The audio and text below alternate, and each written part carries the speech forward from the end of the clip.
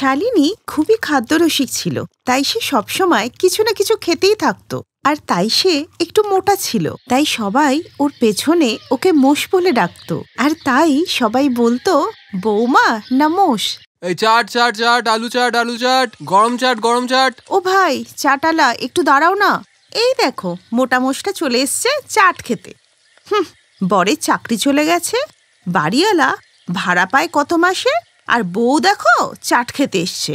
আর যে কত কিছু দেখবো। মা 50 টাকা দিন না, চাটওয়ালাকে দিতে হবে। বৌমা, রোজকার রোজ বাজে খরচা করাটা কি খুবই দরকারি? বাড়িতে যখন রুটি বানানো হয়েছিল তখন বাইরের চাট খাওয়ার কি দরকার ছিল? মা তুমি জানো আশেপাশের লোকেরা বৌদিকে নিয়ে কত বাজে কথা বলে। বৌদি সবসময় খেতেই থাকে। বৌদি তোমার একটু কন্ট্রোল করা উচিত। আমাদের দেখো, আমরা বাইরের একটা খাবারও খাই না। এখন আমি কি করব? আমার যে খুব খিদে পায়, আর আমি যত খাবার খাই আমার তত বেশি খিদে পায়। ছোটবেলা থেকেই আমার এরকমই অভ্যাস। এখন তোমরাও কি আমাকে বলবে মোটা মোষ?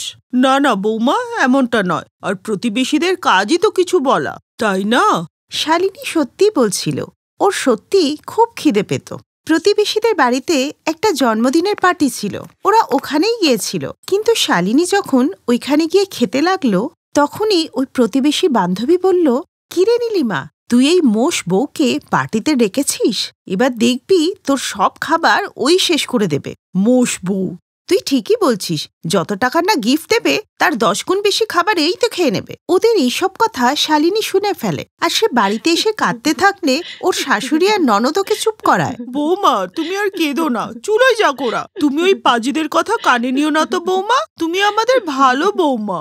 বুঝলে মা, আমাদের প্রতিবেশীদের না নিজেদের পয়সার ওপরে খুব অহংকার।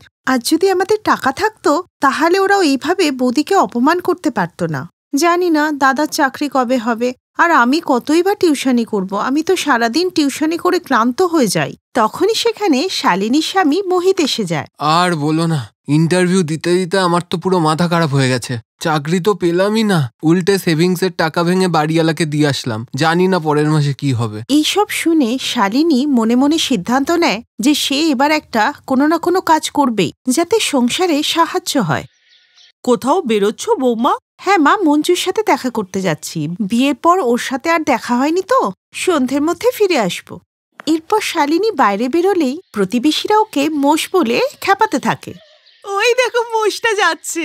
আরে আসতে বলো, শুনতে পেলে না আমাদের ওপরে এসে চেপে বসবে।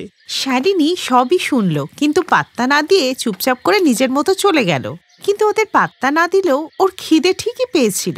শালিনী একটা দোকান দেখতে পেল, কিন্তু ওর ব্যাগে শুধু 100 টাকাই ছিল। কি করব? দুটো সিঙ্গারা একটা চা নিয়ে খেয়ে নি। দাদা, দুটো সিঙ্গারা একটা চা দিন তো। দিন। তখনই শালিনীর নজর দোকানে রাখা একটা পোস্টারের দিকে গেল, যাতে লেখা ছিল, বাহুবলী থালা যে খাবে 50,000 টাকা সে পুরস্কার পাবে। দাদা, এই ব্যাপারটা কি বলুন তো? কি হলো রামলাল? উনি বাহুবলী থালি প্রতিযোগিতায় অংশগ্রহণ করতে চান। ঠিক আছে, আপনি কাল সকালে 11টায় রেস্টুরেন্টে চলে আসবেন। প্রতিযোগিতা 12টার থেকে শুরু হবে। ঠিক আছে, আমি কালকে চলে আসব। শালিনী খুব খুশি ছিল। ও চাইছিল এই প্রতিযোগিতায় ও জিততে, যাতে বাড়ির একটু হেল্প হয়। আর ঠিক তখনই বাড়িওয়ালা বাড়িতে আসে। বাবা মোহিত, শোনো, তোমার তো কোনো চাকরি নেই, আর তোমার প্রত্যেকবারের ভাড়া দিতে লেটও হয়। তাই আমি চাই যে তুমি অন্য কোনো ঘর খুঁজে নাও, কারণ আমাকেও তো আমার সংসারটা চালাতে হবে নাকি, বুঝলে তো? কাকু, আপনি চিন্তা করবেন না, আপনার ভাড়া আপনি সময়ের আগেই পেয়ে যাবেন। কে জানে, হয়তো কালকেও পেয়ে যেতে পারেন। বৌমা, তো তাড়াতাড়ি অ্যাডভান্স ভাড়া আমরা কিভাবে দেব? শালিনী, এক জায়গায় কথা চলছে, কিন্তু এখন আমার হাতে কোনো টাকা নেই। ঠিক আছে, বৌমা যখন এত করে বলছে তাহলে আমি কালই আসবো। দেখি কাল কত টাকা পাই। আসি তবে। বাড়িওয়ালা চলে যাওয়ার পর শালিনী সবাইকে প্রতিযোগিতার ব্যাপারে বলে। মা, তুমি আমাকে আশীর্বাদ করো যাতে আমি কালকে জিততে পারি। তুমি যাবে তো আমার সাথে? হ্যাঁ, আমি আমার বৌমার সাথে নিশ্চয়ই যাব। পরের দিন শালিনী নিজের পরিবারকে নিয়ে ওই রেস্টুরেন্টে পৌঁছায়। প্রতিযোগিতায় আগে থেকেই খাদ্যরসিক প্রতিযোগীরা এসে গিয়েছিল। আমাদের সামনে সমস্ত প্রতিযোগীরা এসে গেছেন। এই প্রতিযোগিতার জন্য 5টা পরোটা, 5টা সিঙ্গারা, রসগোল্লা, মটর পনির, ভাত, আরও যা যা আইটেম আছে থালিতে সেগুলো থাকবে। যেই প্রতিযোগী 1 ঘন্টার মধ্যে এই সমস্ত খাবার খেয়ে ফেলবে সেই হবে এই প্রতিযোগিতার বিজয়ী। কি আপনারা সবাই তৈরি তো? বাহুবলী থালি প্রতিযোগিতা এখন শুরু হচ্ছে। এই বলার সাথে সাথে সব প্রতিযোগীরা গপ গপ করে খেতে শুরু করে দিল। আর শালিনীও পিছিয়ে ছিল না। শালিনীও গপ গপ করে সাটাসাট করে তাড়াতাড়ি করে খাবার খেয়ে নিচ্ছিল। আর এই দেখে ওর স্বামী, শাশুড়ি আর ননদ ওকে উৎসাহ দিয়ে যাচ্ছিল। শালিনী বৌমা, শালিনী বৌমা, শালিনী বৌমা। শালু শালু খেয়ে যাও, শালু শালু। বৌদি তুমিই জিতবে, বৌদি তুমিই জিতবে। গপাগপ খেয়ে যাও, তাড়াতাড়ি জিতে যাও। বৌদি বৌদি আমার বৌদি। তারপর শালিনী সেটাই করলো যেটা ও নিজেও ভাবতে পারেনি। 10 মিনিট আগেই প্রতিযোগিতা শেষ করে দিল। আরে বাহ, একই শালিনী দেবী যে 1 ঘন্টার আগেই সমস্ত কিছু খেয়ে ফেললেন। আমরা স্পষ্ট দেখতে পাচ্ছি যে অন্যান্য প্রতিযোগিতার থালায় এখনো অনেক খাবার পড়ে আছে, তাই আজকের প্রতিযোগিতার বিজয়ী Shalini Devi. Thank you, thank you. ভগবান তোমাকে অনেক ধন্যবাদ। মা, এই টাকার উপর তোমারই অধিকার। বেঁচে থাকো বৌমা, সুখে থাকো। শালু ম্যাডাম, আমি আমার চ্যানেলে আপনাকে পডকাস্টের জন্য ডাকতে চাই একটা ইন্টারভিউতে। শালিনী দেবী, এমন একটা প্রতিযোগিতা সামনের মাসে আমাদের রেস্টুরেন্টেও হচ্ছে, যার প্রাইজ মানি 2 লাখ টাকা। আপনার সাহস আর খাওয়ার ক্ষমতা দেখে আমি আপনাকে সেই প্রতিযোগিতায় আমন্ত্রণ জানাতে চাই। থ্যাংক ইউ সো মাচ যে আপনারা সবাই আমাকে ভরসা করেছেন। আমি পডকাস্টেও যাব আর প্রতিযোগিতাতেও অংশ নেব। শালিনীর জন্য সংসারের অবস্থা ঠিক হয়ে গেল, আর শালিনীও অনেকগুলো প্রতিযোগিতা জিততে থাকলো। আর এইভাবেই নিজের ট্যালেন্ট দেখিয়ে শালিনী অনেক টাকা রোজগার করলো। যে প্রতিবেশীরা কালকে ওকে মোটা মোষ বলতো, আজকে তারা ওরই প্রশংসা করছে। এইভাবেই শালিনী নিজের ট্যালেন্টের মাধ্যমে সংসারের হাল ধরল। এখন আর মোহিতেরও চাকরি করার দরকার ছিল না, কারণ ওর কাছে শালিনীর মতো বউ ছিল।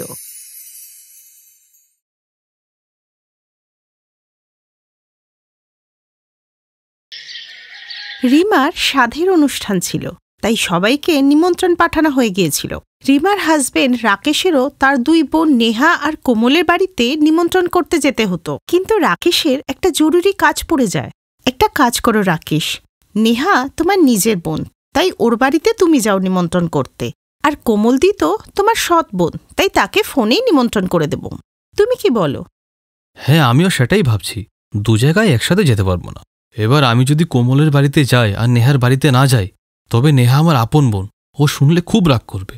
তুমি একটা কাজ করো, আমাকে একটা কার্ড দাও, নেহার বাড়িতে যাই, কোমলকে আমি ফোনে জানিয়ে দেব। রিমাও রাকেশের মতো বিয়ের পর থেকেই নেহা আর কোমলের মধ্যে আপন আর সতের মনোভাব রাখত। নেহা ছিল নিজের বোন আর কোমল ছিল সৎ বোন, তাই সাধের অনুষ্ঠানের জন্য নেহাকে বাড়িতে গিয়ে নিমন্ত্রণ করা হলো, আর কোমলকে ফোনেই নিমন্ত্রণ করা হলো। আর এই কথাটা সাধের অনুষ্ঠানের দিন কোমলের শাশুড়ি নেহার শাশুড়ির কাছ থেকে জানতে পারে। কি, আপনাদের ফোনে নিমন্ত্রণ করলো? কিন্তু আমাদের বাড়িতে তো রাকেশ নিজে এসেছিল। রাকেশের আপনাদের ওখানেও যাওয়া উচিত ছিল। 2 বোন তো। নেহা ওর আপন বোন আর কোমল সৎ, হয়তো এই কারণেই যায়নি।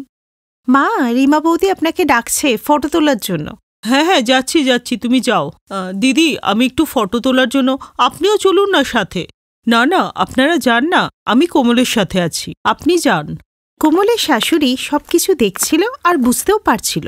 রিমা নিজের ননদ আর তার শাশুড়িকে সামনে দাঁড় করিয়ে রেখেই সমস্ত আচার অনুষ্ঠান করছিল। পুরো অনুষ্ঠানে রিমা আর রাকেশ, নেহা আর তার শ্বশুরবাড়ির লোককেই গুরুত্ব দিচ্ছিল। কোমল আর তার শ্বশুরবাড়ির লোকেদের সাথে ওরা তো ঠিকমতো কথাই বলল না। এরপর অনুষ্ঠান শেষ হলে রিমা 2 ননদকেই উপহার দিল। নেহা, এই উপহারটা আমার তরফ থেকে। রিমা বৌদি, সোনার নেকলেস কত দামি, তার উপরে আবার এত গিফট। না না নেহা, এই সামান্যটুকু আমি তো বৌদি হিসেবে তোমাকে দিতেই পারি। আর তুমিও তো আমার হবু সন্তানের জন্য কত রকমের গিফট এনেছো, তাই না? কোমল, এটা তোমার উপহার। থ্যাংক ইউ বৌদি। বৌদি, আমার দেওয়া গিফটটা যখন তুমি খুলবে না, একটা সারপ্রাইজ আছে ওর মধ্যে। আমাকে ফোন করে জানিও কিন্তু কেমন লাগলো।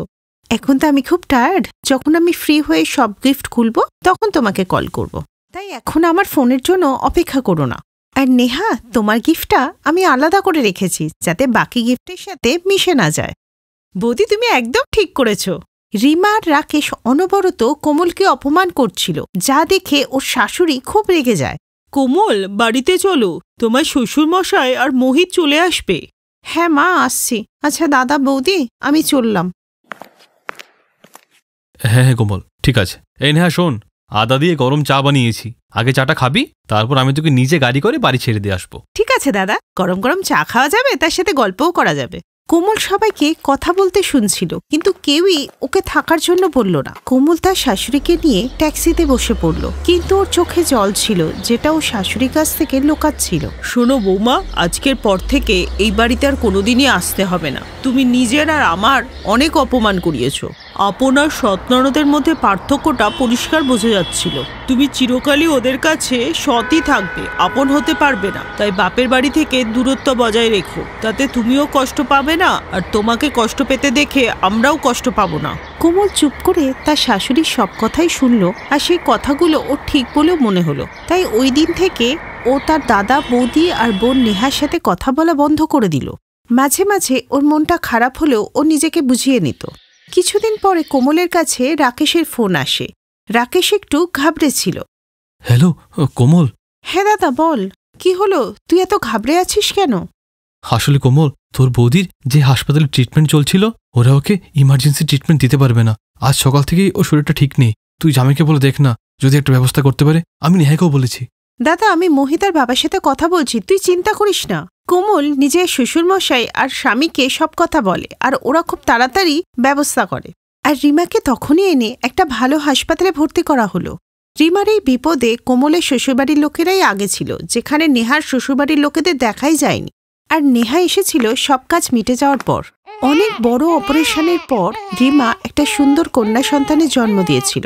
নেহার আস্তে আস্তে রিমারও জ্ঞান ফিরে যায়। নেহা, তুমি এখন আসছো?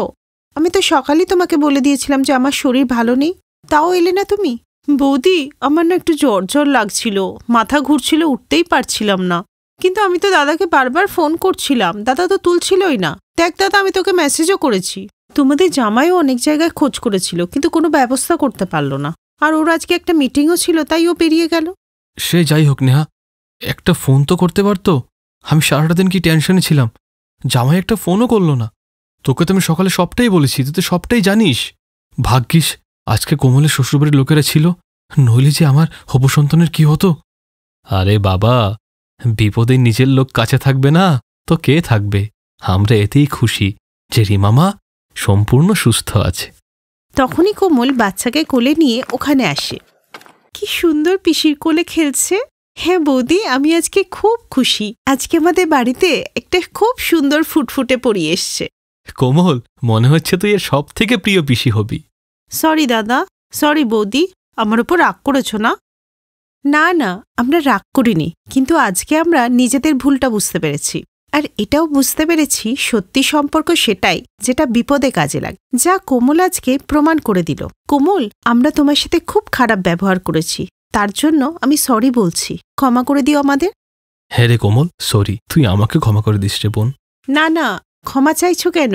আজকে তো খুশির দিন, তাই আজ সবাই মিলে এই খুশিটা সেলিব্রেট করা উচিত। তোমরা সবাই তো আমার, তাই তোমাদের কোনো কথাই আমার কোনোদিনই খারাপ লাগেনি। এই বলে কোমল তার ভাইয়ের মেয়েকে আদর করতে লাগলো, আর একটু পরে নেহাও তার ভাইয়ের মেয়েকে আদর করতে লাগলো। নেহাও তার নিজের ভুলটা বুঝতে পারল।